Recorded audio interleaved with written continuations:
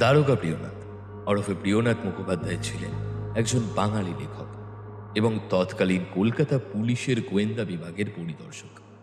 তিনি তার ৩৩ বছরের কর্মজীবনের বৈচিত্র্যময় বিভিন্ন ঘটনাবলী লিপিবদ্ধ করেছেন বাংলার প্রথম গোয়েন্দা বই দারোগার দপ্তরে। তার জন্ম ১৮৫৫ সালে অবিভক্ত বাংলাদেশের নদিয়ার চুয়াডাঙ্গায়। মৃত্যু ১৯৪৭ সালে কলকাতায়। নগরীতে অপরাধ সমাধানে চমৎকার রেকর্ডের জন্য ব্রিটিশ সরকার তাকে রায় বাহাদুর উপাধি দেন। তাই আজ কিংবদন্তি চ্যানেলে আপনারা শুনতে চলেছেন প্রিয়নাথ মুখোপাধ্যায়ের লেখা দারোগার দপ্তর থেকে প্রেমের খেলা। তাহলে চলুন শোনা যাক।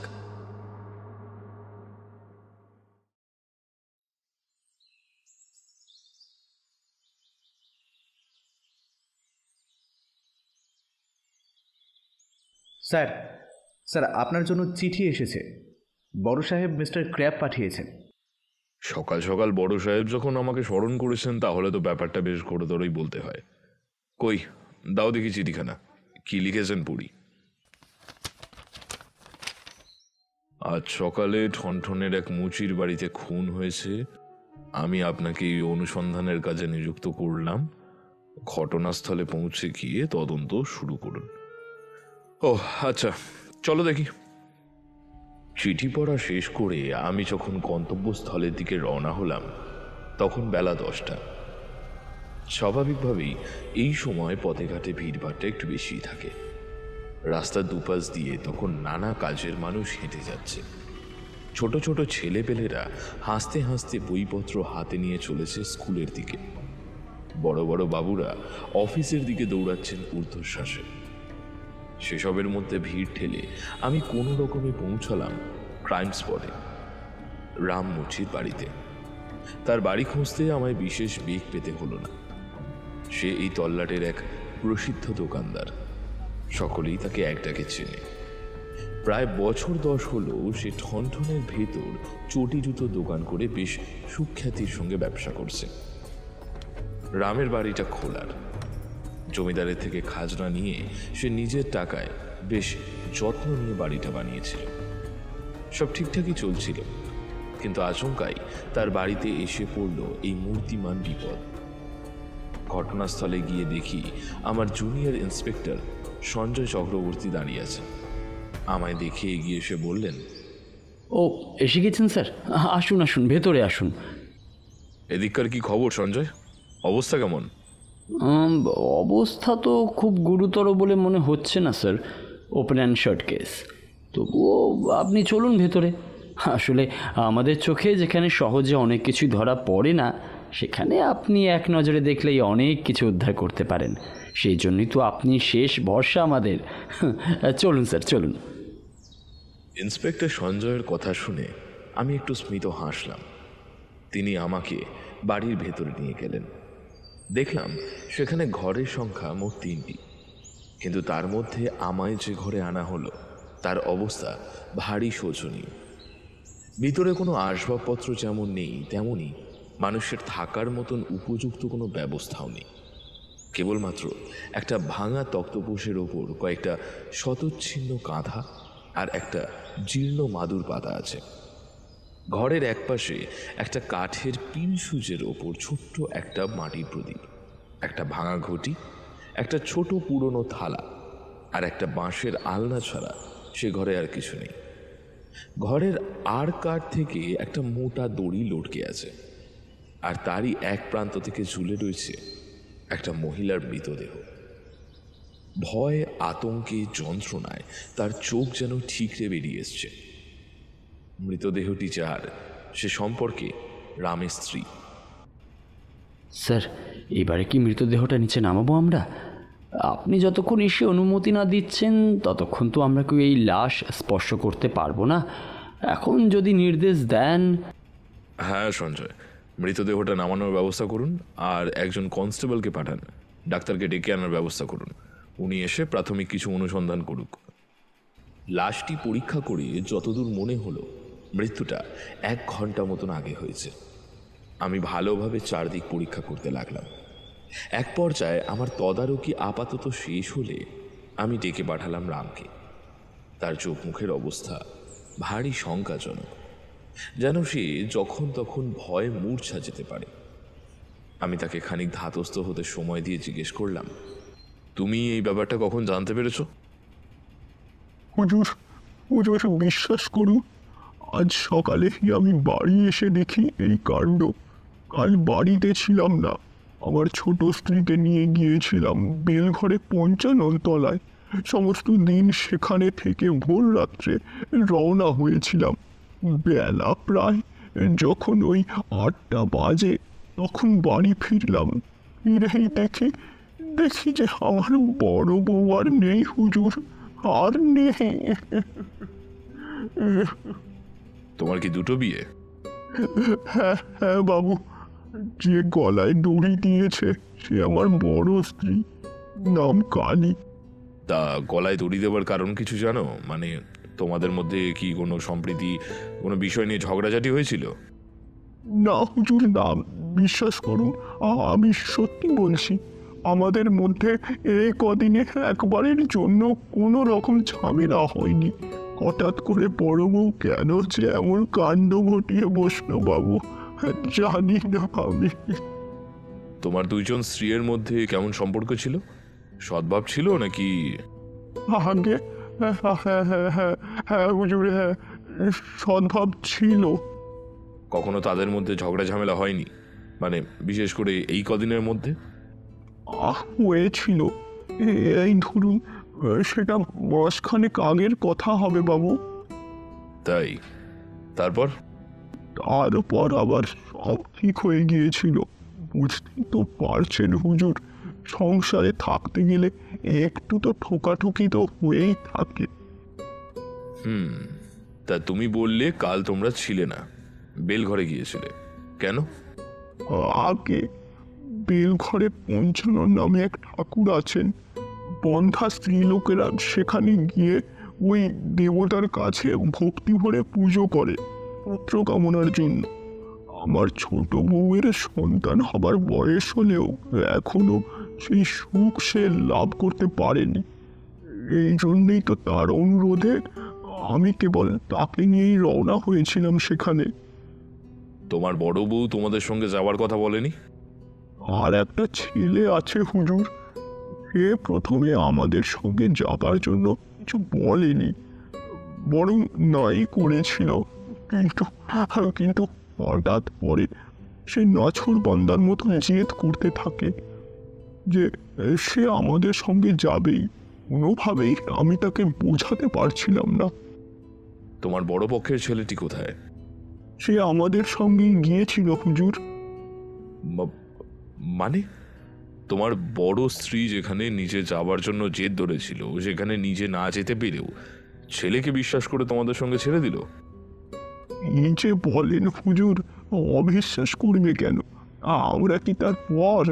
তাছাড়া এই বিশ্বাস ওর বরাবরই ছিল, কেননা আমার ছেলেটা তার নিজের মায়ের চেয়ে আমার ছোট স্ত্রীকেই বেশি ভালোবাসত। বেশিরভাগ সময় সে তো তার ছোট মায়ের কাছেই থাকতো। তা তুমি বাড়িতে ঢুকে কি এইসব কাণ্ড দেখেছিলে, নাকি তোমার আসার পরেই? না না হুজুর, না, আমি সকাল 8টা নাগাদ ফিরে আসি। বাড়ির সামনে এসে দেখি দরজা বন্ধ। কালই রোজকার অভ্যেস মতো প্রায় রাত শেষ হলেই বিছানা ছেড়ে উঠে পড়ে। আজ তার অন্যথা দেখে। এক মিনিট, তুমি কি করে জানলে সে তখনও বিছানা ছেড়ে ওঠেনি? তুমি তো বাড়ির বাইরে ছিলে, হিসেব মতন ভিতরে কি হচ্ছে না হচ্ছে সেটাও তোমার জানার কথা নয়। হুজুর, রোদ ওঠার আগেই তো সে প্রতিদিন দরজা খুলতো, সামনের দিকটা ঝাড়ু লাগিয়ে গঙ্গা জল ছিটিয়ে দৌড়ের পথখানা শুদ্ধে করত। এটা তার নিত্যদিনের কাজ ছিল। আজ তা হয়নি দেখে আমি তো অবাকই হলাম।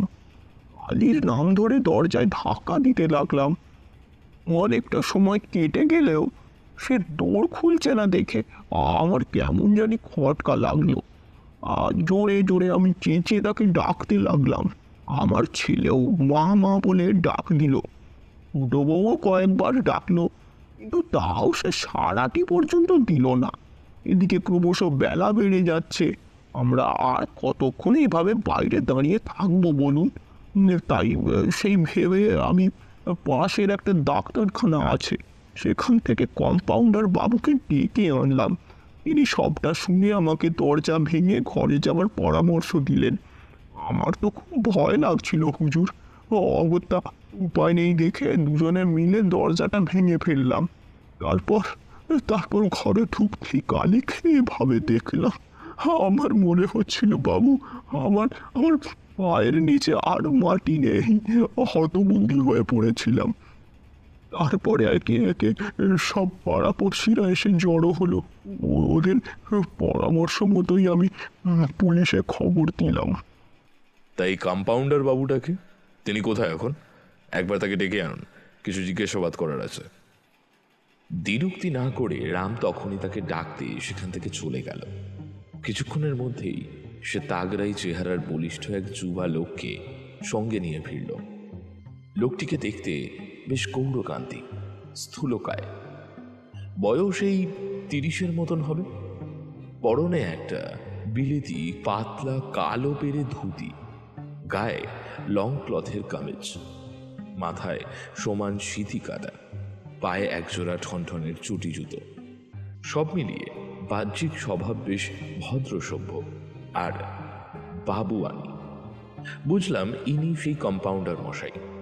আমি তাকে উদ্দেশ্য করে জিজ্ঞেস করলাম, আপনি কি এই পাশের ডিসপেন্সারিতে কম্পাউন্ডারের কাজ করেন? যদিও আমি তাকে এই প্রশ্নটা বেশ কড়া সুরেই করলাম, তো তার জন্য কিনা জানি না সে আমার জিজ্ঞাসা শুনে কেমন জানি ঘাবড়ে গিয়েছে মনে হলো। তার ফ্যাকাশে মুখটা দেখে আমার কেন জানি না একটু খটকাই লাগলো। পরক্ষণে মনে হলো হয়তো এর আগে কখনো কোনো পুলিশের জিজ্ঞাসাবাদের মুখে পড়েনি, তাই হয়তো খানিক ভয় পেয়ে গিয়েছে। আমি গলার স্বর একটু স্বাভাবিক রেখে আবার একই প্রশ্ন করতে গেলাম, আপনি কি এই পাশের আগে হ্যাঁ, আমি এই পাশের ডিসপেন্সারিতে কম্পাউন্ডারের কাজ করি। আপনার নাম? মনমোহন দাস। নিবাস? আজকাল এই ডিসপেন্সারিতেই থাকছি। কতদিন কাজ করছেন এখানে? তা প্রায় 3 বছর হতে চলল। তার আগে কোথায় থাকতেন? সিমলায়, আমার মাসির বাড়িতে। আচ্ছা, তা আপনি এই মৃত্যুর ব্যাপারে কিছু জানেন? জানি বলতে, ওই বেলা 8টা নাগাদ রামচন্দ্রবাবু বাড়িতে ফিরে যখন ভয়ানক চিৎকার করেছিলেন, তখনই আমি জানতে পারলাম যে রামের বাড়ির দরজা খোলা হয়নি। এই বাড়ির সদর দরজা খুব সকালেই খোলা হয় কি না, কিন্তু আজ তা হয়নি দেখে আমার সন্দেহ হলো। আমি রামবাবুকে দরজা ভেঙে ঘরে ঢোকার পরামর্শ দিতেই উনি রাজি হলেন। তারপর আমরা দুজনে দরজা ভেঙেই দেখি এই কাণ্ড।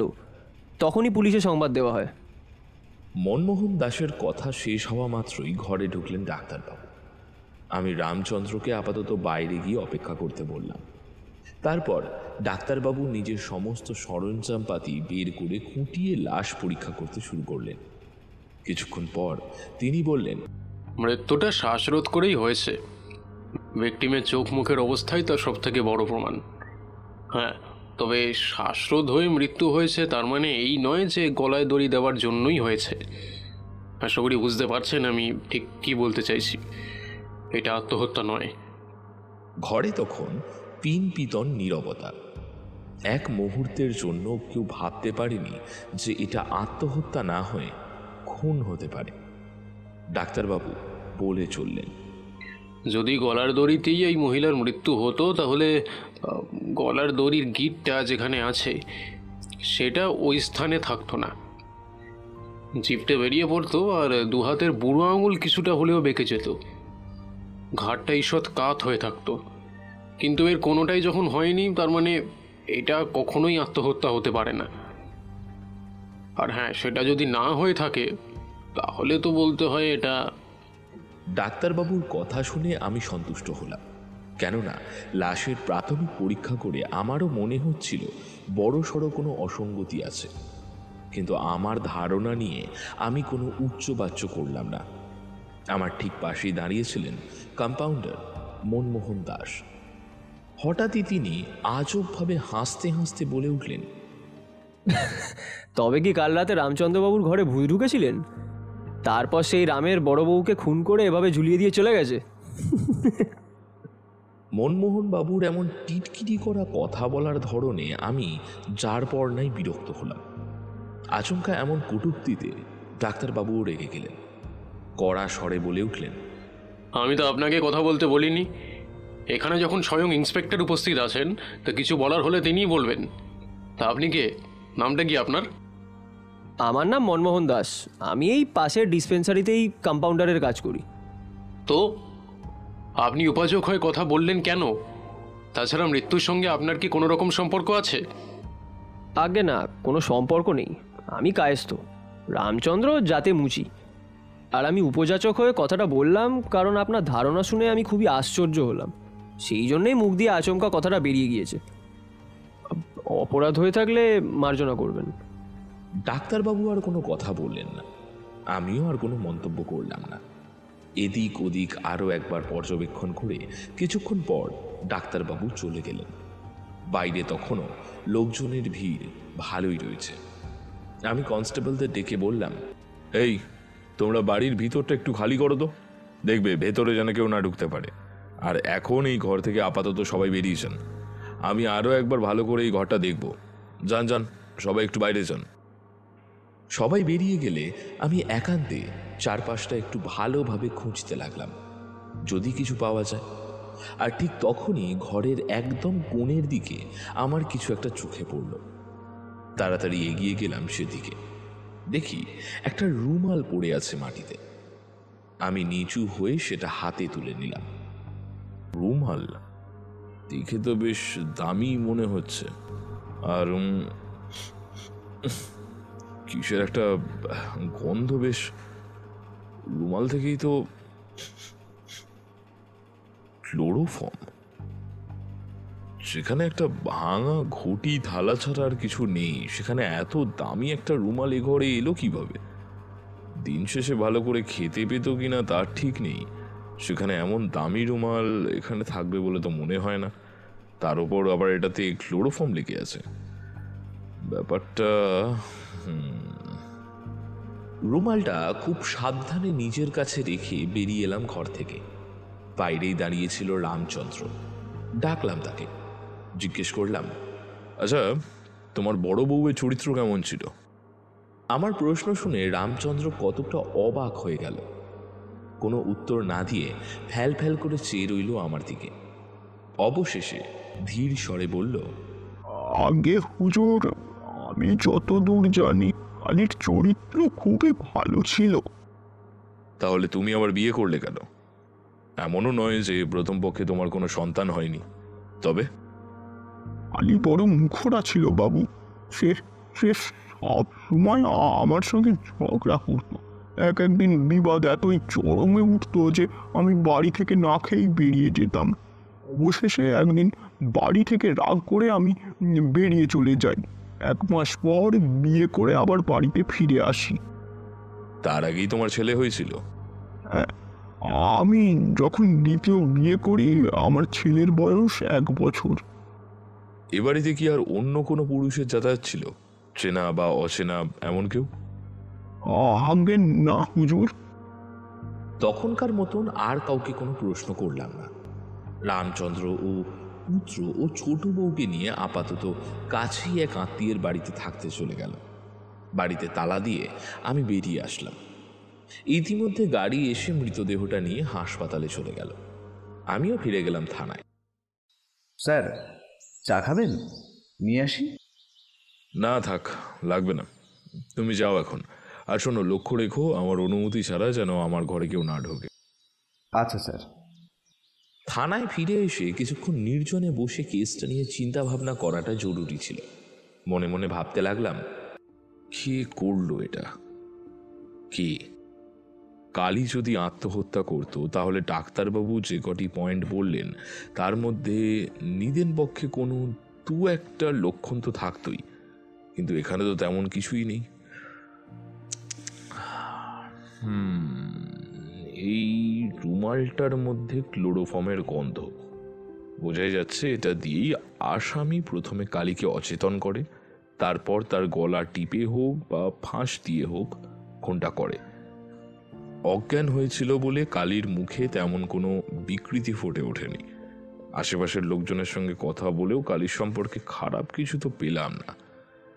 রামচন্দ্র বলছে কালীর চরিত্রে কোনো রকম দোষ ছিল না, না থাকারই কথা। যাদের চরিত্রে দোষ থাকে, যে রমণী কুলোটা, সে স্বামীর সঙ্গে সহজে বিবাদে জড়ায় না, বরঞ্চ সারাক্ষণ তোষামত করে, পাছে ঝগড়া ঝামেলা না হয়, স্বামী যাতে তাকে কোনোভাবে সন্দেহ না করে। কিন্তু কালী যখন তার স্বামীর সঙ্গে প্রায়ই ঝগড়া করত, তখন আর যাই হোক চরিত্রের দোষ তো সত্যি ছিল না। তাহলে ওই ঘরে এই রুমালটা এলো কিভাবে? সাধারণ রুমাল হলে তেমন কোনো কথা ছিল না, কিন্তু এর দাম ৯ করে তো 4 আনা হবেই। যারা দিনরাত হাড় ভাঙা পরিশ্রমের পর কেবল দুবেলার খাবার কোনো রকমের জোগাড় করে, তাদের কাছে দামি রুমাল তো দূরে থাক, রুমালের ব্যবহারই বিলাসিতা। সুতরাং এই রুমাল যে হত্যাকারী তাতে বিন্দুমাত্র সন্দেহ নেই, কিন্তু এতে তো কোনো চিহ্ন নেই যে সেই সূত্র ধরে কেসের সমাধানের দিকে এগোনো যাবে। তাহলে কেমন করে তাকে শনাক্ত করব? কিভাবে সন্ধান পাবো সে আসামির? এই, তোমরা দুজন বাড়ির চারপাশটা, বিশেষ করে ওই পেছনের দিকটা একবার ভালো মতো ঘুরে দেখো তো, কিছু ক্লু পেলে আমাকে জানাবে। দুজন কনস্টেবলকে নিয়ে দুপুর নাগাদ আরেকবার এলাম রামচন্দ্রের বাড়িতে। ভিতর ঘরের মেঝেটা দেখে মনে হলো গত রাতে জনা তিনেক লোক ওই ঘরের মধ্যে ছিল। মোট 3 জোড়া পায়ের ছাপ। রামচন্দ্র, তার ছোট বউ বা ছেলে কেউই বাড়িতে ছিল না। কালী একাই ছিল ভিতর বাড়িতে, সুতরাং কেবল তারই পায়ের ছাপ থাকা উচিত। তবে আর 2 জোড়া ছাপ কিভাবে এলো? সকালে যারা যারা ভেতরে ঢুকেছিল তারা কেউই ভিতর ঘর অবধি যায়নি। আবার এমনও হতে পারে এগুলো অন্য দিনের পায়ের ছাপ, পরে এই পাশে কেউ আসেনি বলে হয়তো এখনো এগুলো মুছে যায়নি। একবার রামচন্দ্রকে ডেকে এ ব্যাপারে তদারক করা দরকার। এই, বাইরে কে আছে? তাড়াতাড়ি এখনই রামচন্দ্রকে নিয়ে এসো তো। আমার নির্দেশ পেয়ে একটা কনস্টেবল ছুটল রামচন্দ্রকে ডাকতে। ঠিক তখনই আমার সেই কম্পাউন্ডার বাবুটার কথা মনে পড়ল। লোকটার বেশভূষা, কথাবার্তা শিক্ষিত, মার্জিত মনে হলেও তাগড়াই চেহারা দেখে আচম্বিতে বেশ ভয়ই লাগবে। মুখ দেখে কেন জানি না মনে হলো লোকটা বেশ চাপা স্বভাবের, সহজে মুখ খোলার পাত্র নয়। নামটি নেহাত মন্দ নয়, মনমোহন। রামের সঙ্গে তো বেশ ভালোই ভাব দেখলাম। কে জানে, রামের বাড়ির ভেতর পর্যন্ত হয়তো তার যাওয়া আসা ছিল। বোধহয় মেয়েদের সঙ্গেও তার বেশ আলাপ জমে। প্রাথমিকভাবে তার সঙ্গে কথা হয়েছে ঠিকই, কিন্তু এবারে অন্য কোনোভাবে তার সঙ্গে কথাবার্তা বলতে হবে। দেখা যাক, যদি কিছু একটা করে তার কাছ থেকে বাড়তি কথা আদায় করা যায়। বাবু, আমাকে ডেকে পাঠিয়েছিলেন? কে? ও হ্যাঁ, রামচন্দ্র এসছো? ডেকেছিলাম তোমাকে। শোনো রাম, তোমার বড় স্ত্রী আত্মহত্যা করেনি, কেউ খুন করে অমনভাবে তাকে গলায় দড়ি দিয়ে ঝুলিয়ে দিয়েছে। আমার কথা শুনে রামচন্দ্র আতঙ্কে শিউরে উঠল। সহসা তার মুখ দিয়ে আর কোনো কথা বেরোচ্ছিল না।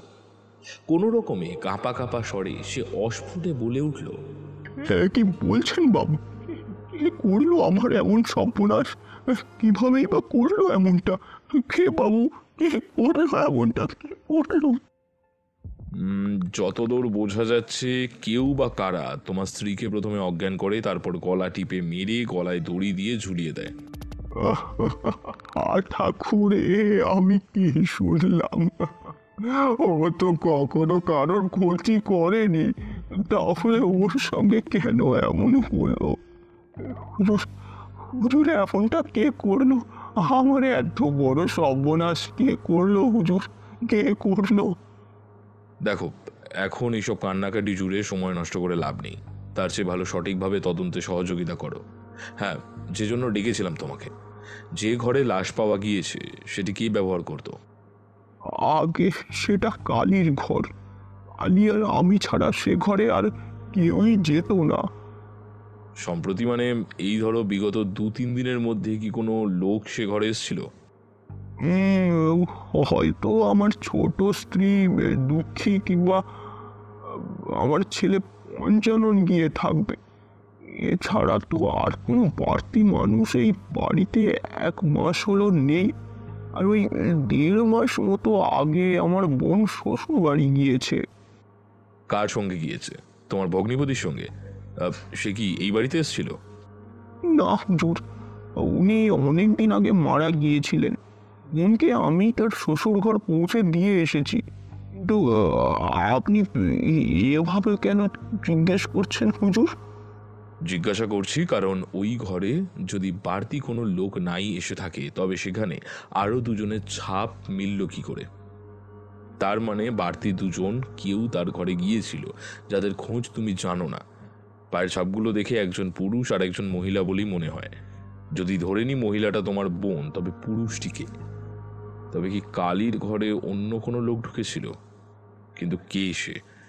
আচ্ছা, পাড়ার কোনো লোকের সঙ্গে কি কালীর আলাপ পরিচয় ছিল? মানে এমন কেউ যে কালীর সূত্র ধরেই এই বাড়িতে যাতায়াত করত?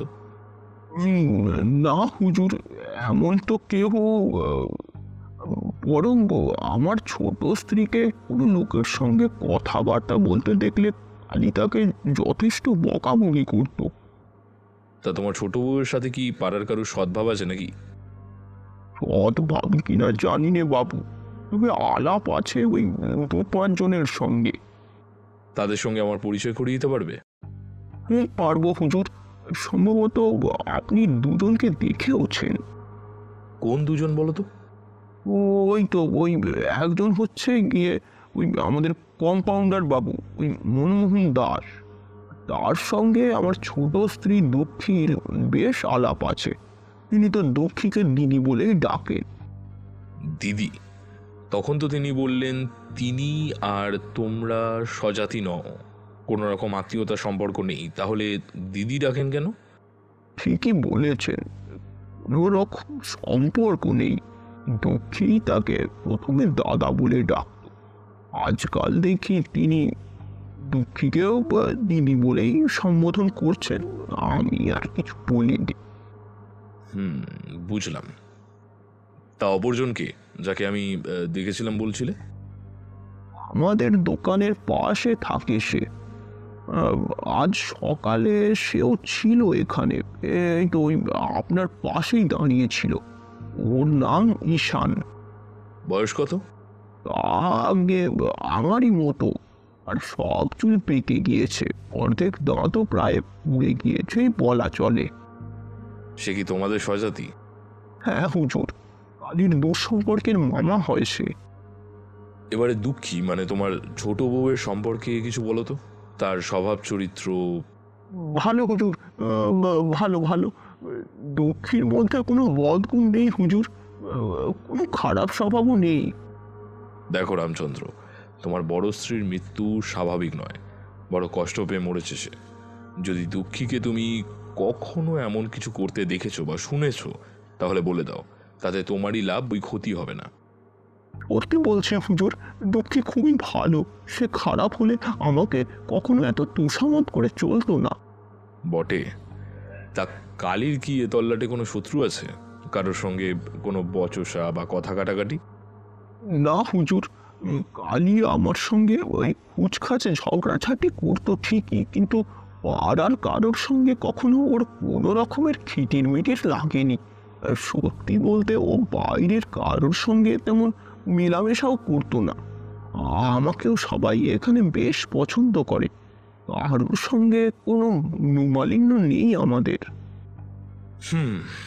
বেশ, তুমি এবারে আসতে পারো। প্রয়োজনে পরে আবার তোমায় ডেকে পাঠাবো।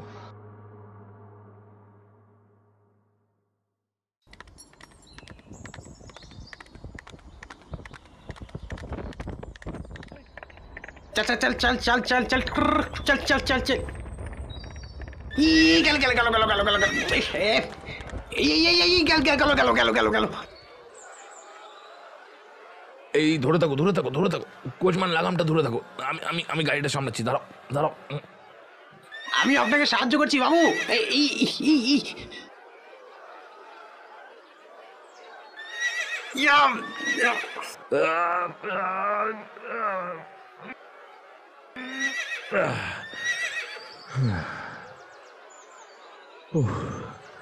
ভাগ্যিস আমি চটজলদি গাড়ি থেকে নেমে পড়েছিলাম, না হলে আজ একটা যাচ্ছে তাই রকমের দুর্ঘটনা ঘটে যেত। তা ঘোড়া দুটো হঠাৎ হলোটা কি? কি জানি বাবু, বোধহয় বোধহয় পায়ে কিছু ফুটেছে। এই দেখুন বাবু, গাড়িটার বড় ক্ষতি হয়ে গেল যে সামনের চাকাখানা রাখার লোহার বেরখানি খুলে গেছে। ও নিয়ে তুমি ভেবো না, যা হওয়ার হয়ে গেছে। তুমি বরং গিয়ে দেখো আশেপাশে কোনো মিস্ত্রি পাও নাকি। আমি ততক্ষণ এখানেই দাঁড়িয়ে অপেক্ষা করছি। যে আগে হুজুর, আমি এক্ষুনি গিয়ে খুঁজছি। এই যে কি বিপদে পড়লাম! কাজে বেরিয়ে যত সব আপদ এসে উপস্থিত হয়। আর কতক্ষণ যে এভাবে এখানে দাঁড়িয়ে। আগে বলছি যে আপনি অনেকক্ষণ ধরেই তো এখানে এভাবে দাঁড়িয়ে আছেন। দেখলাম আপনাদের ঘোড়ার গাড়িটা কিভাবে পড়ে যাচ্ছিল। ভাগ্যিস বাড়াবাড়ি কিছু হয়নি। আপনি আসুন না, আমি এই কাছেই থাকি, একটা ডিসপেন্সারিতে কাজ করি। যতক্ষণে কোচওয়ান মিস্ত্রি নিয়ে এসে গাড়িখানা সারাচ্ছে, আপনি ডিসপেন্সারিতেই একটু নয় জিরিয়ে নেবেন। চলুন। না না, আপনি খামোখা কষ্ট করতে। আরে না না, কষ্ট কিসের, দিন দিন আপনার হাতের ব্যাগখানা দিন, আসুন আমার সঙ্গে। আচ্ছা বেশ, এত করে বলছেন যখন চলুন, যাওয়াই যাক।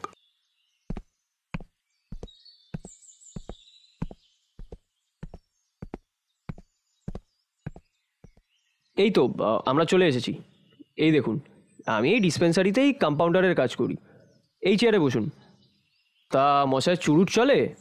খাসা বিলিতি চুরুট আছে আমার কাছে, খোদ ইটালি থেকে এক্সপোর্ট করে নিয়ে আসা। নিন নিন। এসব আমি তেমন একটা খাই না, তবে আপনার এরকম ভদ্রসুলভ আতিথেয়তায় আমি খুবই সন্তুষ্ট হয়েছি। দিন, আপনার মন রাখতেই না হয় একটা খেলাম আজ।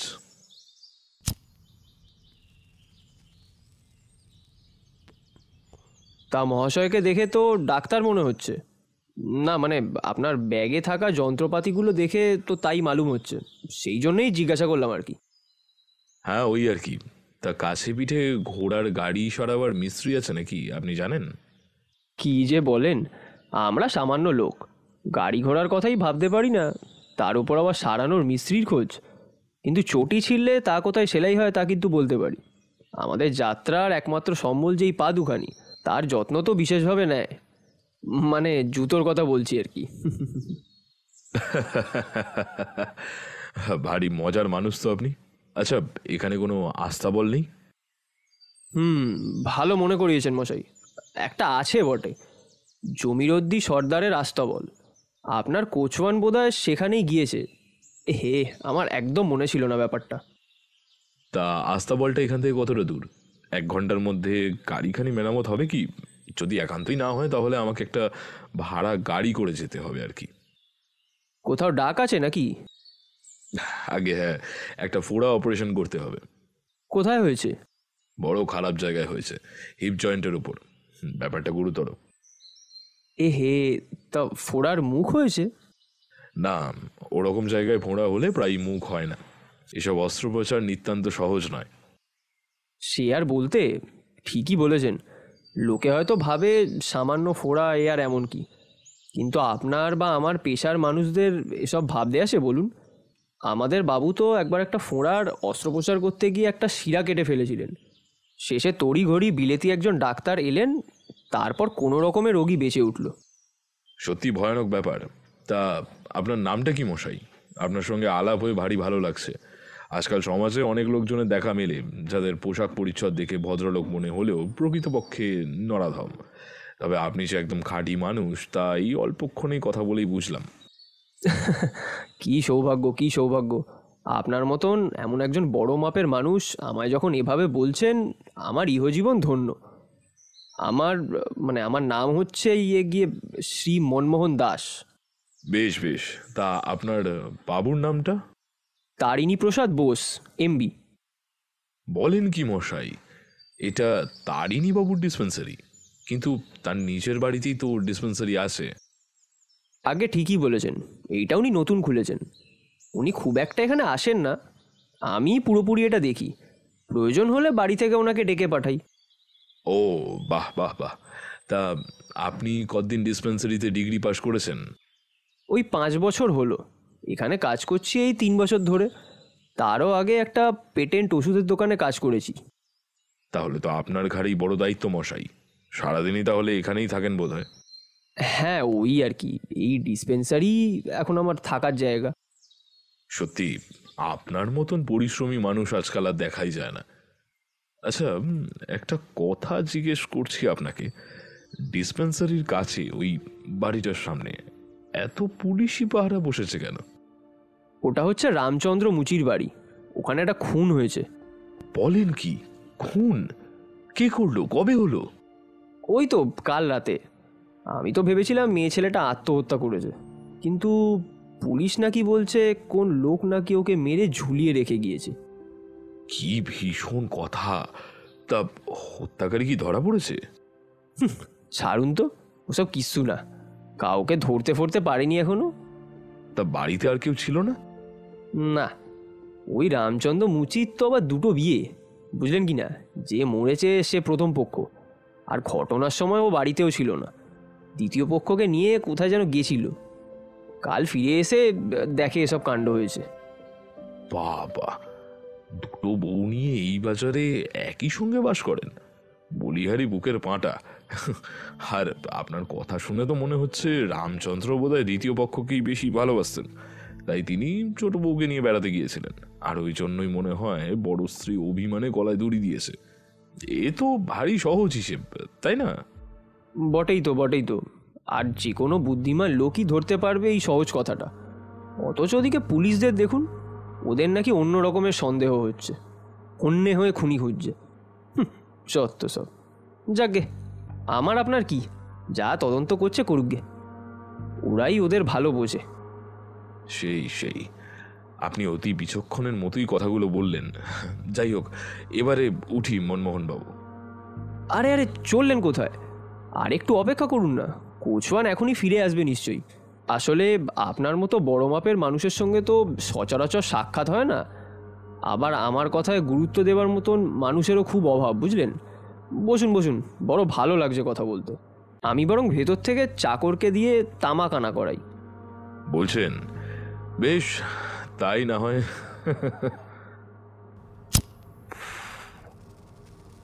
বাহ, খুব ভালো জাতের তামাক মনে হচ্ছে। যাই বলুন, আপনি কিন্তু বড় শৌখিন মানুষ মনমোহন বাবু। ওই আর কি।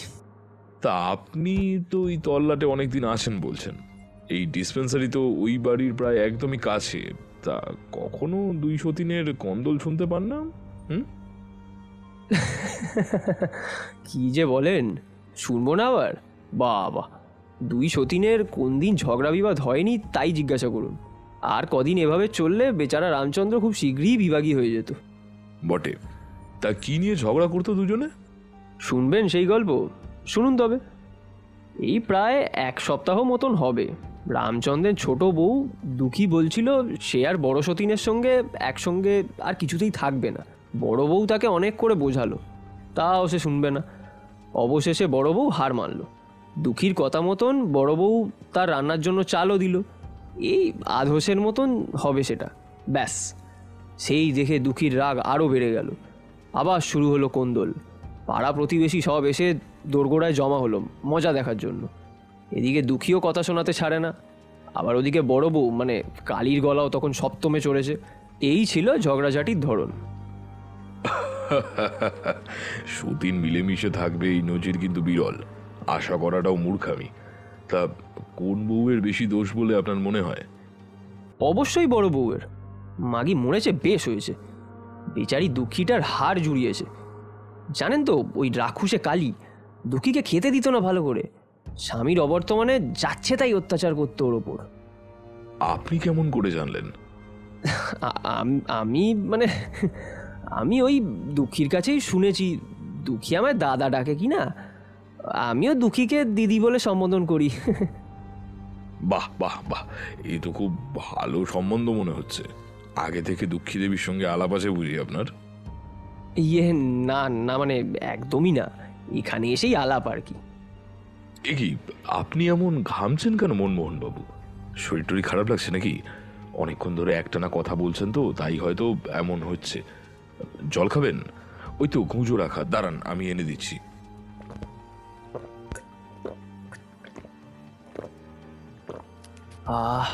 আপনাকে ধন্যবাদ, আপনি বড় সরল মানুষ। ওই একটু শরীরের তাপটা হঠাৎ বেড়ে গেছিল বোধ হয়। যাকগে, তা কি বলছিলাম যেন? ওই তো আপনার দুঃখীর কথা। আগে আমার দুঃখী না মানে তা বলছি, এই দুঃখীর বয়স কত হবে? কচি মশাই, একদম ছোট। আপনাকে দেখাতে পারলে বেশ হতো, তখন বুঝতেন রামচন্দ্র মুচির কেমন কপাল খুলে গিয়েছে। দেখেও বা কি হবে বলুন? পরের জিনিসের লোভ না করার সতর্কবাণী পড়েছিলাম সেই কোন ছোটবেলায়, বিদ্যাসাগর মশাইয়ের লিখিত দ্বিতীয় ভাগে। সে কথা কি সহজে বলা যায়? আপনি কিন্তু বেশ রসিক মশাই, কিন্তু আপনি কি ভাবছেন দ্রব্যটা কি আমার? আলবাত, না হলে আপনি দুঃখীর দুঃখে এত কাতর হতেন নাকি? এই কাতরতার লক্ষণ আমরা পুরুষ জাতি ছাড়া ভিন্ন কেউই চেনে না। আরে কি যে বলেন মশাই, স্বয়ং আপনিও যদি দুঃখীর মনস্তাপের কথা শোনেন না, তাহলে আপনারও দুঃখ হবে। দুঃখীর সঙ্গে দুদণ্ড বসে কথা বললেও আপনি স্থির থাকতে পারবেন না। বয়স তার এখন মোটে 16 কি 17 হবে। ওদিকে রামচন্দ্র তো 60 পার করেছে। এই অবস্থায় স্বামী স্ত্রীর কি আর মনের মিল হওয়া সম্ভব? সেই জন্যই বুঝি আপনি দুঃখীর সেই অভাব পূর্ণ করে থাকেন। আমি আমি মানে এই, এদিকে একটু শোনো। কে? দুঃখী? দুঃখী দিদি, তুমি? ডাক্তারবাবু, আপনি একটু বসুন, আমি একটু কথা বলে আসছি এক্ষুনি। ঠিক আছে ঠিক আছে। তুমি এখানে কি করছো? ওদিকে এত পুলিশ, এদিকে আমার ডিসপেন্সারিতেও তো দেখছো একজন বসে আছে। এভাবে এলে কেউ দেখলে কি ভাববে? তুমি আবার এসব নিয়ে কবে থেকে ভাবতে শুরু করলে গো মনমোহন দাদা? নাও, কয়েকটা পান সেজেছিলুম, তাই তোমায় দিতে এলুম, ধরো। বেশ, এখন যাও। যাচ্ছি গো যাচ্ছি, এরপর তখনই আসবো যখন এই দাদাটি আমাকে ডাকবে। চলি। হ্যাঁ বেশ, দুঃখী দিদি তুমি এসো, এখন কাজ আছে বাড়িতে বলছো যখন, পরে না হয় আবার আলাপ হবে। এসো এসো। তবে আপনার দুঃখী দিদি কথাগুলো আপনি ভুল খুব একটা বলেননি বটে। মেয়েটির বয়স অনেক কম, তবে রামচন্দ্রকে তো দোষ দিয়ে কাজ নেই। তার সামর্থ্য ছিল তাই দ্বিতীয় বিয়ে করেছে। দুঃখীর বাবা মা যখন বিয়ে দিতে পিছু পা হয়নি, তখন গাড্ডায় পড়ে থাকলে সব অভিভাবকই তার যত তাড়াতাড়ি সম্ভব যেন তেন প্রকারে মেয়েকে বিয়ে দিয়ে দেয়। ঘাড় থেকে বোঝার ভার ঝেড়ে ফেলতে চায়। দুঃখীর ব্যাপারটাও তাই ছিল। বাপ মরা বিধবা মায়ের মেয়ে সে, তাই যা পেরেছে যেখানে পেরেছে বিয়ে দিয়ে দিয়েছে দুঃখীর মা। যাকগে, পান খাবেন? দুঃখী মানে দুঃখী দিদি নিজে সেজেছেন এগুলো। ওসব পানগুলো আপনার নাম করে সাজা হয়েছে মনমোহনবাবু, তাই সবগুলো আপনার কাছেই থাকুক। তা আপনি দুঃখী সম্পর্কে এত কিছু বললেন, তো রামচন্দ্র মুচির বড় বউ কি যেন নাম তার? কালী। হ্যাঁ হ্যাঁ, কালী। তার সম্পর্কে তো কিছু বললেন না। আপনি তো কাছেই থাকেন, কখনো দেখেছেন নাকি তাকে কারোর সঙ্গে? মনে টনে হয়েছে নাকি যে সে? এই তো এতক্ষণে আপনি ঠিক ধরেছেন। দেখিনি মানে বিলক্ষণ দেখেছি। কার কার নাম নেবেন বলুন, আমি এখনই লিখে দিচ্ছি। এ পাড়ার অনেকের সঙ্গেই তো ভীষণ গা ঢলাঢলি করে মেলামেশা করতো। ছ্যা, মেলোচ্ছে মেয়ে ছেলে একটা। যেই দেখেছে বর আর পাত্তা দেয় না, অমনি বাইরের পুরুষের দিকে ছোকছোকে নজর। আপনাকেই বলছি, কখনো কাউকে বলিনি আমি। ভদ্রলোকের ঘরের সন্তান কিনা আমি। ওই কালী তো কতবার আমাকেও খারাপ নজরে ইশারা করেছে, আমি পাত্তা দিইনি মোটেও। কতবার ভেবেছি রামচন্দ্রকে বলে দেবো, তারপর ভাবলাম না থাক, ওই মেয়ে ছেলে যদি রাগের সোদা বা দুঃখীর ওপর তোলে, তখন আবার আমারই ভারী গোলমেলে ব্যাপার বটে। কিন্তু জানেন তো মনমোহনবাবু, আমি যে বাইরে এতক্ষণ দাঁড়িয়েছিলাম, আশেপাশের লোকজনের কানাঘুষো আমার কানে আসছিল। বেশ অনেকজনকে দেখলাম মৃতাকে নিয়ে হাহুতাশ করতে। একটা বয়স্ক লোক তো বলছিল চিরকাল দুঃখের মধ্যেই কাটালো বড় বউটা, আর মরণকালেও কষ্ট পেয়েই মরল। কে কে বলেছিল এমনটা? নিশ্চয়ই ওই হারামজাদা হরিদাসটা। ও, আপনি তো চিনবেন না, ওই পাকা গোফদারিওয়ালা প্যাকাটে চেয়ারের লোকটা তো, ওই সেলুনের বাইরে বসে হুকো ফুকছিল। ওই হাড় বজ্জাত লোকটাই আপনাকে এইসব বলেছিল, তাই না? হ্যাঁ, অমনই দেখতে ছিল বটে লোকটা। স্যার বাদ দিন তো, আমি বলছি শুনুন। ওই বজ্জাত হরিদাসের সঙ্গেই না কালীর সবচেয়ে বেশি ঢলাঢলি ছিল। পুরো বলে রেয়াত করবেন না, হ্যাঁ। এই বয়সেও কালীর দিকে ওর নজর ছিল একদম বাঁকা। আমার মনে হয় রামচন্দ্রের কানেও এই কথা পৌঁছেছিল। নিজ্ঞাত যাওয়ার আগে কালীকে আচ্ছা করে শাসিয়েছিল। এখন ওই হরিদাস বুড়ো তো আর নিজের সংসার ফেলে সমাজের সামনে লাজ লজ্জা বিসর্জন দিয়ে কালীকে উদ্ধার করতে আসবে না। এই ভেবেই কালীটা মরেছে। আর কোনো পথ বাকি নেই দেখে গলায় দড়ি দিয়েছে। জানেন তো ডাক্তারবাবু, ওই হরিদাসের এত বড় সাহস, ও মাঝে মধ্যে আমাকে শাসাতে আসতো যাতে আমি দুঃখীর থেকে দূরে থাকি। ভাবুন একবার, নিজে নোংরামি করছে, তার বেলায় কিছু না, আর এদিকে আমাকে। অনেক চুপ করে থেকেছি মশাই। আমি তো ঠিক করে ফেলেছি মশাই, ওই হরিবুড়োর নাম আমি দারোগাবাবুকে বলবই বলবো। একদম উচিত কথা বলেছেন মনমোহন বাবু। আপনি প্রকৃত ভদ্রলোক বলেই তো মুখ বুজে থেকেছেন। সত্যি আজ যে আপনার সঙ্গে আলাপ হলো, এ আমার পরম পাওনা। ওই দেখুন, আমার কোচওয়ানও চলে এসছে। কে, গাড়ির কি খবর? ঠিক হলো? হ্যাঁ হুজুর, মিস্ত্রি এনে সরিয়ে দিলাম। চলুন রওনা দিয়ে এবারে। চলো চলো, আমি বরং উঠি এবারে মনমোহন বাবু। ভালো থাকবেন। আবার আপনার পায়ের ধুলো এখানে পড়বে তো ডাক্তারবাবু? আবার কবে দেখা হবে? ঈশ্বর চাইলে খুব শীঘ্রই আমার সঙ্গে আবার দেখা হবে আপনার। আসি। তখন যে আমায় অমন করে চলে যেতে বললে বড়, তো এখন আবার ডাকলে কেন? যাও, তোমার সঙ্গে সব সম্পর্ক ত্যাগ দিলুম। আহা, বুঝছো না কেন? আমার সঙ্গে যে তখন একজন মানুষ ছিলেন ডিসপেন্সারিতে, দেখলেই তো। উনি বুদ্ধিমান মানুষ, ডাক্তার। ওনার সামনে কি তোমার সঙ্গে এভাবে কথাবার্তা বলা যায় নাকি? আর তাছাড়া পথের কাঁটাটিকে তো পথ থেকে সমূলে উপড়ে ফেলেছি সুন্দরী। আর আমাদের কিসের ভয়, কিসেরই বা জড়তা? আর কোনো লুকোচুরি থাকবে না আমাদের মধ্যে, বুঝলে? আজ থেকে দুঃখী শুধু মনমোহনের, শুধু এই মনমোহন দাসের। বাকি আলাপচারিতা না হয় শ্রীঘরে গিয়েই সারবেন মনমোহন বাবু। আপাতত আপনাকে রামচন্দ্র মুচির স্ত্রী কালীকে খুন করার অপরাধে ও দুঃখী দেবীকে আপনার এই কাজে মদত দেওয়ার অভিযোগে গ্রেপ্তার করা হলো। আর হ্যাঁ, ওই ব্যাগটা কোথায় মনমোহন বাবু? যে ব্যাগে ডাক্তারি সরঞ্জামপাতিগুলো আমি নিয়ে এসেছিলাম, ওগুলো তো আমার নয়, এক ডাক্তার বন্ধুর। ফেরত দিতে হবে তো, তাড়াহুড়োয় সঙ্গে নিতে ভুলে গিয়েছিলাম। আসলে বগল দাওয়া করে ও ব্যাগ বই নিয়ে বেড়ানোর অভ্যেস নেই কিনা। আরে অমন ভাবে অবাক হয়ে কি ভাবছেন? বুঝতে পারছেন না এখনো? আপনার সঙ্গে আজ অল্প সময়ে যে ডাক্তারটির ভীষণ সখ্যতা গড়ে উঠেছিল, সে আর কেউ নয়, স্বয়ং আমি, এই দারোগা প্রিয়নাথ মুখোপাধ্যায়। এবার অন্তত ব্যাগটা কোথায় আছে বলে দিন। একে তো নিভৃতে দুজনের আলাপের মাঝে ঢুকে আমি রীতিমতন একটা ধাক্কা দিলাম। উপরন্ত আমার দ্বিতীয় কথাটি শুনে মনমোহন বাবুর চোখ মুখ একেবারে রাগে লাল হয়ে গেল। আচম্বিতে ঘটনা ঘটে যাওয়ায় তিনি কোনো কথা বলতে পারলেন না, শুধু ক্রোধে উন্মত্ত হয়ে ফুঁসতে লাগলেন। আমার নির্দেশ মতন জনাচারে কনস্টেবল গিয়ে তখনই ধরে ফেলে হাতগুলো দড়ি দিয়ে বেঁধে দিল। ডাক সাইটের পেটাই চেহারায় তখন যেন অসুরের শক্তি ভর করেছে মনমোহনের ওপর। মনে হলো হাত খোলা থাকলে নিঘাত সে এসে আমায় খুন করে ফেলত। স্যার, আসবো?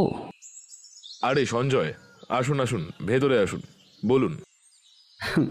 বলবেন তো আপনি স্যার। আমরা যেখানে এই কেসটাকে একটা সিম্পল সুইসাইড বলে ভেবেছিলাম, সেখানে এটা কিনা শেষমেশ খুনের কাণ্ডে এসে দাঁড়ালো। তা কিভাবে বুঝলেন যে ওই মনমোহন দাসই অপরাধী? আপনি তো বললেন যে ছদ্মবেশ নিয়ে ওর সঙ্গে দেখা করতে গিয়েছিলেন।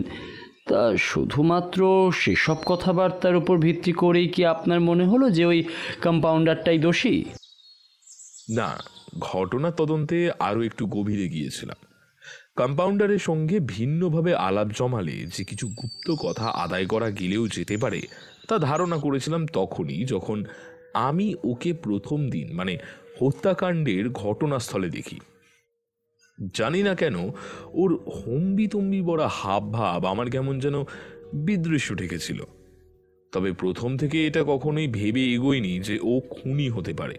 বুঝলেন সঞ্জয়, যখনই আমরা একটা মন গড়া ধারণাকে প্রশ্রয় দিয়ে তাকে আশ্রয় করেই তদন্ত চালাবো, তার শেষ ফলাফল ভুল হবেই। সুতরাং আমাদের এই পুলিশি জগতে এই ভুল করা কখনোই চলবে না। তো যাই হোক, বাকিটা বলি শুনুন। এক পরিচিত ডাক্তারের কাছ থেকে কিছু ডাক্তারি সরঞ্জাম নিয়ে ছদ্মবেশ ধারণ করলাম। কোচওয়ানকে আগের থেকেই শিখিয়ে রেখেছিলাম যাতে সে পথে যেতে যেতে ওই ডিসপেন্সারির সামনে ইচ্ছাকৃতভাবে দুর্ঘটনাটা ঘটায়। ডাক্তারি ছদ্মবেশ দেখে যে ডিসপেন্সারি কম্পাউন্ডারের আগ্রহ হবে তা আমি বিলক্ষণ জানতাম। তারপর আমায় সে ডিসপেন্সারিতে নিয়ে গেল। আমিও রীতিমতন তাকে তোষামত করতে শুরু করলাম। এই প্রসাদে তো দেবতারাও তুষ্ট হন। সেখানে মনমোহন দাস নিতান্তই পাপি তাপি মানুষ। যথারীতি ধীরে ধীরে ওষুধে কাজ দিল। একের পর এক সে অসাবধানে এমন এমন সব কথা আমায় বলতে থাকলো যে আমার সন্দেহের মাত্রা দ্বিগুণ থেকে দ্বিগুণতর হতে শুরু করলো। তবে বেটা আচ্ছা মতলব কষেছিল, নিজের বদ স্বভাবখানা হরিদাস নামের লোকটার উপর চাপিয়ে দিয়ে। হরিদাস? ওই হরিদাস বর্মন? ওই তো ওই পাড়ায় থাকে না স্যার? সরকারি অফিসে কাজ করে। আপনি নিশ্চয়ই তার সঙ্গেও সাক্ষাৎ করেছিলেন। ঠিক ধরেছেন। আমি সে ছদ্মবেশ নিয়েই ওর সঙ্গে দেখা করতে গেলাম। ওনাকে আমি এভাবে টোপ দিলাম যে, নমস্কার, আমি একজন ডাক্তার। এ পাড়ায় নতুন একটা ডিসপেন্সারি খুলতে চাই। শুনলাম আপনি এখানকার খুব পুরনো বাসিন্দা, বিচক্ষণ জ্ঞানী লোক, তাই আলাপ করতে এলাম আর কি। যদি আশপাশের পরিবেশ সম্পর্কে কিছু জানাতে পারেন। আগে নমস্কার, আমি হরিদাস বর্মন। বিচক্ষণ কিনা জানি না, কিন্তু এটা ঠিক, এ পাড়ায় আমি প্রায় সবচেয়ে পুরনো বাসিন্দা। এখানেই জন্মেছি, বড় হয়েছি, মরতেও চলেছি এখানে। যাই হোক, আপনার উদ্যোগখানা তো নিঃসন্দেহে সাধু উদ্যোগ, শুনে খুশিও হলাম। বলুন, কি জানতে চান ডাক্তারবাবু? এভাবে অভিনয় করে আর দু একটা অপ্রাসঙ্গিক কথাবার্তা চালানোর পর পাতলাম আসল প্রসঙ্গ। জিজ্ঞেস করলাম, আচ্ছা, আপনাদের পাড়ায় আজ কিসের গোলযোগ চলছে বলুন তো? অনেক পুলিশ ঘুরে বেড়াচ্ছে দেখলুম, ব্যাপার কি? ওই রামচন্দ্র মুচির বাড়িতে খুন হয়েছে। ওর বড় স্ত্রী কালীকে নাকি কে যেন খুন করে গলায় দড়ি দিয়ে ঝুলিয়ে দিয়েছে। আমি যার পর নাই অবাক হওয়ার ভান করলাম। আশ্চর্য হয়ে জিজ্ঞেস করলাম, বলেন কি, মহিলা খুন হয়েছেন? তা তিনি কেমন ছিলেন যে তাকে কেউ খুন করলো? আমি লিখে দিতে পারি মশাই, কালী খুবই পুণ্যবতী মেয়ে ছিল। 3 কাল গিয়ে 1 কালে ঠেকলো। রকম সকম তো দেখে বোঝা যায় কে কি রকম। বরং রামচন্দ্রের দ্বিতীয় পক্ষ দুঃখীর চরিত্র দোষ যে ছিল তা এক বাক্যে এখানকার সকলেই বলবে। ও, রামচন্দ্রবাবুর তাহলে 2টো বিয়ে। তা দ্বিতীয় পক্ষ কি যেন নাম বললেন? হ্যাঁ হ্যাঁ, ওই দুঃখী। সে যে মন্দ তা কিভাবে বুঝলেন? সকলেই জানে ওর সঙ্গে এক হাড় বজ্জাত লোকের গুপ্ত প্রণয়ন আছে। বলেন কি? কে সে? মনমোহন দাস। ওই যে ওই ডিসপেন্সারিটা দেখছেন, সেখানে কম্পাউন্ডারের কাজ করে। ইদানিং সে বাসান্ডটা কালীরও পিছন পিছন ঘুরছিল। কালী সে কথা আমাদের পাড়ার কয়েক বয়োজ্যেষ্ঠদের বলেছিল, আমাকেও বলেছিল। কিন্তু আমরা বাইরের মানুষ, যেখানে ওর স্বামী বর্তমান, সেখানে আমরা আর বেশি কি করে বলবো বলুন। আমি আর কোনো কথা ওনাকে জিজ্ঞেস করলাম না। সেখান থেকে বেরিয়ে এসে ওই ছদ্মবেশী আরও 2-3 জনের সঙ্গে আলাপ করলাম। এক পর্যায়ে হরিদাসবাবুর বলা কথাগুলো তারাও আমাকে বলল। ঘরে যে পায়ের ছাপগুলো মিলেছিল তার একটা তো কালীর, অন্যটা রামচন্দ্রের এবং অন্য আরেকটা মনমোহন দাসেরই কিনা তা জানতেই আমি ছদ্মবেশে গিয়েছিলাম তার ডিসপেন্সারিতে। অতঃপর আমার সন্দেহই সঠিক প্রমাণ হলো। তৃতীয় পায়ের ছাপটা মনমোহন দাসেরই। সুতরাং 2-2 4 তো প্রায় অনেক আগেই করে ফেলেছিলাম। এবারে তাতে শিলমোহর পড়ল। আর সময় নষ্ট না করে থানায় গিয়ে ছদ্মবেশ ছেড়ে ইউনিফর্ম গলিয়ে অফিসিয়ালি উপস্থিত হলাম ডিসপেন্সারিতে। বাকিটা তো আপনি জানেন। এবারে শুধু যে কাজটা বাকি তা হচ্ছে মনমোহন দাসের জবানবন্দি নেওয়া। চলুন।